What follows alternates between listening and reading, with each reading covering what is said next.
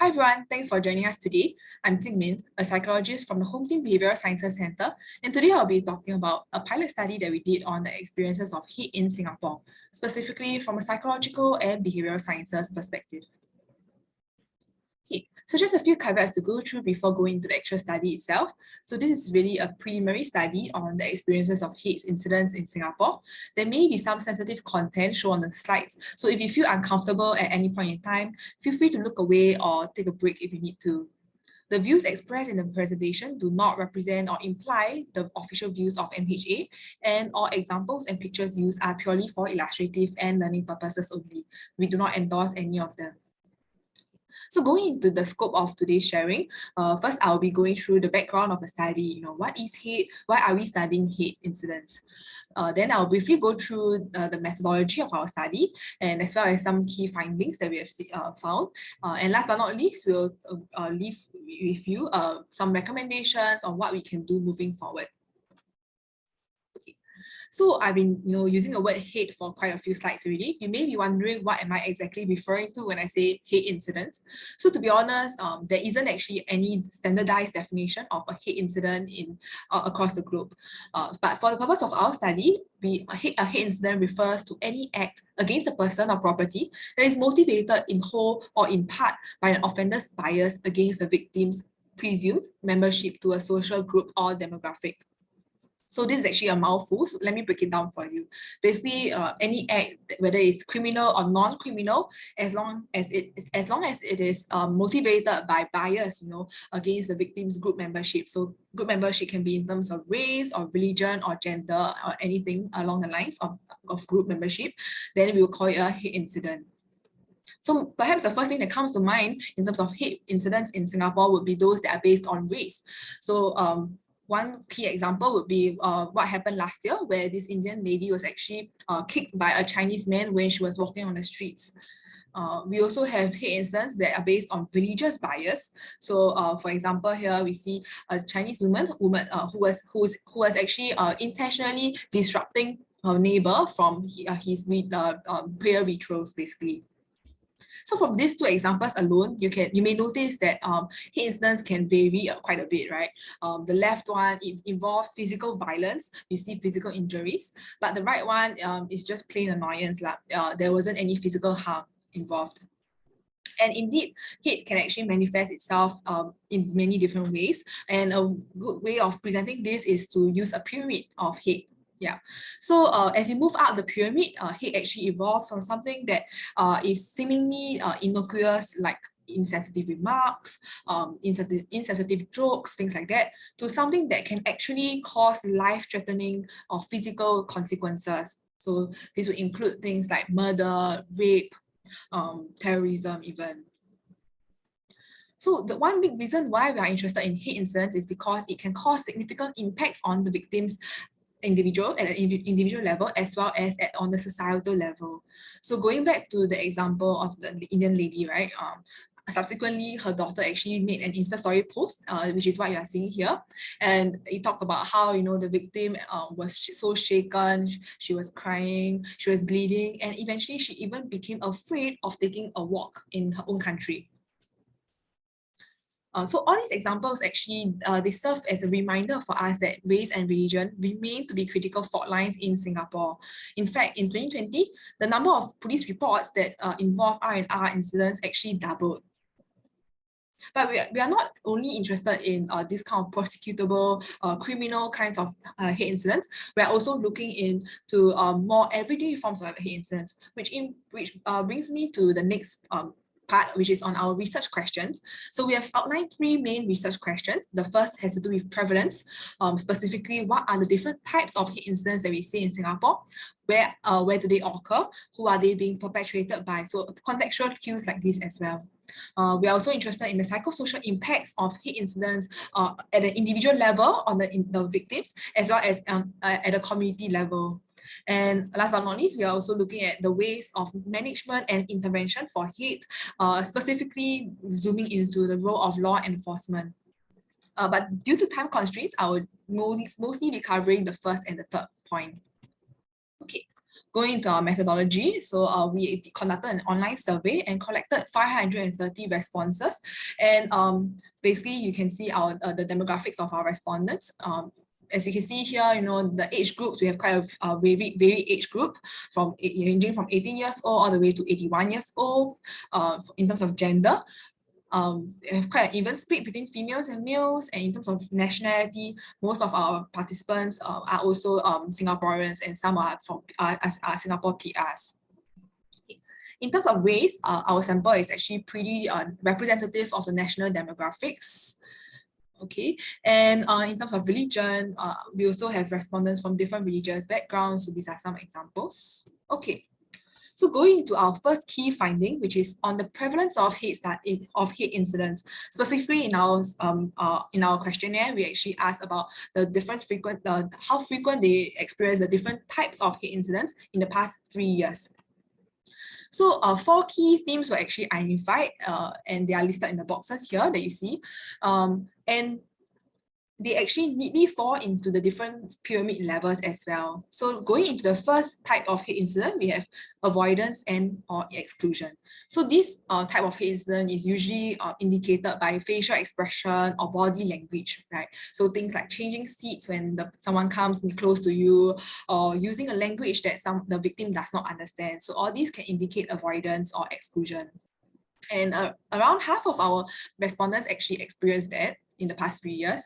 Moving on, we also have insensitive remarks or actions, and this can be intentional or unintentional in causing hurt for the victims. But usually these are insensitive because they reflect an underlying stereotype. For example, associating a race or a religion with terrorism, or commenting about a racial or the skin color of a certain race. Yeah. So interestingly, most of our participants, more than half actually, have experienced insensitive remarks or actions in the past 3 years.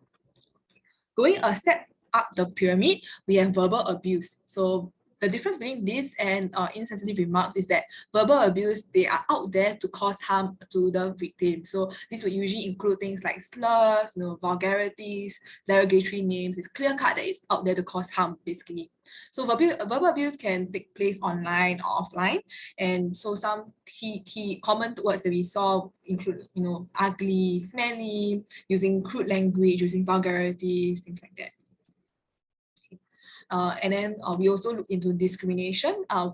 In fact, we looked at it in the different specific contexts. So we have discrimination in terms of housing, and discrimination in terms of education as well as employment. Okay. So we also have respondents who reported physical assault. So thankfully, physical assault is actually much lower, much less frequent than the other types of hate incidents that we have seen in the previous slides. Okay, so for the motivations of hate, the top 3 biases that we see thus far include race, SES, as well as religion, and this would then also reflect the critical fault lines in Singapore as well. For the location of incidents, most of them actually occurred at work. A large percentage of them occur at work, which also, at work also includes job interviews, followed by online platforms, and also followed by on public transport. Okay. In terms of the relationship between the victim and the perpetrator, the most common types of perpetrator that we see thus far are still the strangers, the offline strangers, and also online strangers, and then followed by colleague and classmate. So, but what may be more interesting to you is the differences in experiences across the different age and race. So we found that younger individuals tend to experience more frequent experiences of all the different types of hate incidents, ranging from avoidance all the way to physical assault. The younger individuals reported more of them. Yeah. In terms of race, Chinese were also less likely than Malays and Indians to have experienced racial or religious motivated hate incident. Moving on to our next key finding, which has to do with the management and interventions. So we actually asked our respondents, what are some common ways in which you will resolve hate incidents by yourself? And the most common way that we got was actually to do nothing at all. Yeah, so to ignore the whole incident.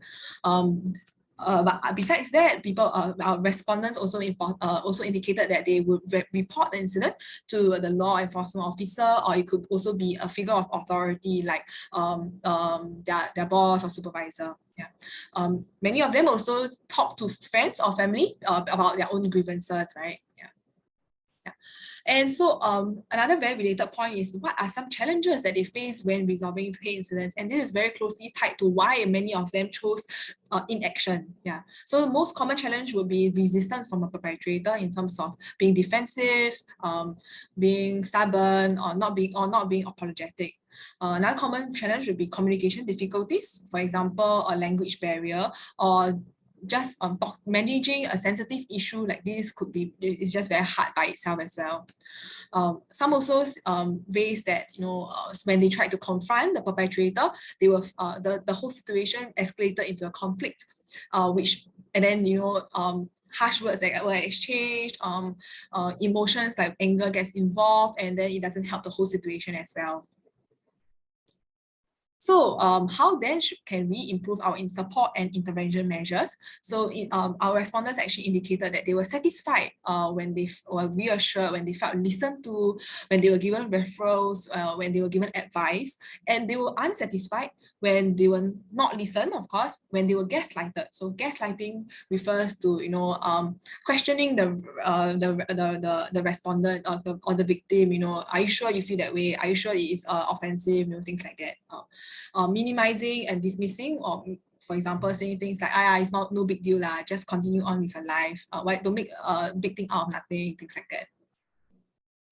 And they also indicated that law enforcement officers should demonstrate several different traits, for example, being objective, neutral and fair, being able to mediate the situation sensitively, demonstrating active listening skills, that's very important as well, and enforcing punishment when need be, and last but not least, to investigate the situation thoroughly. In terms of the effectiveness of our current interventions, thankfully, most of them actually were rated as effective, but I just wanted to highlight that our younger respondents tend to perceive laws as less effective. So this may potentially signal that younger respondents have different experiences or are facing different needs, which I will cover later on. Okay, so again, here's a summary of the key findings in terms of prevalence and management and intervention. So then, it boils down to the final question of what can we do to help this whole phenomenon. Okay, so first and foremost, one recommendation would be in the form of age-specific interventions. So because younger respondents actually reported that they experienced more hate incidents, as well as they felt more vulnerable and felt a higher intergroup anxiety. So this was not mentioned earlier because of time constraints, but basically, all these may signal that they have there may be different victim needs, and thus interventions would then have to be tailored to address these age-specific gaps. So future research can actually consider exploring these differences at a deeper level, finding out what is the difference between the different generations and how then can we fill in these differences. Secondly, we also can have enhanced training for our law enforcement officers. So as mentioned earlier, there are several key traits that are being expected in law enforcement officers, and they are also expected to de-escalate and mediate a hate incident. So being trained on that is very important. Things like active listening skills will come in, being aware of our own biases, because to be very honest, at the end of the day, everyone will have our own biases. About how do we correct for them, how do we monitor them. Yeah. Interestingly, some respondents also mentioned that they may prefer to interact with an officer of the same race or religion because it's just easier to communicate with someone of the same in-group as well. And last but not least, officers should also be educated or knowledgeable about the different kinds of resources that are available out there so that they can refer or redirect victims accordingly. And finally, we also have we also recommend giving concrete tips on how to manage hate incidents, because most of our respondents did not attempt to resolve a hate incident because of the many challenges, and concrete tips will help them to overcome such challenges. For example, here we have a worksheet on how to call out and call in biases. So call out refers to telling the perpetrator that no, this is not acceptable, and how will you do that? Call in, on the other hand, will be trying to understand together with the perpetrator why do we have different perspectives? How do we overcome this together? Things like that. At the end of the day, the whole aim of this is to raise awareness and tackle the stigma that victims of hate incidents should just tolerate them silently, which should not be the case. So again, here's a summary of the different recommendations that we have gone through. And that's all that I have for today's presentation. Thank you so much for your kind attention. Please let me know if you have any questions. We can address them at the Q&A session at the end, or you may direct them to my email as shown here. Thank you.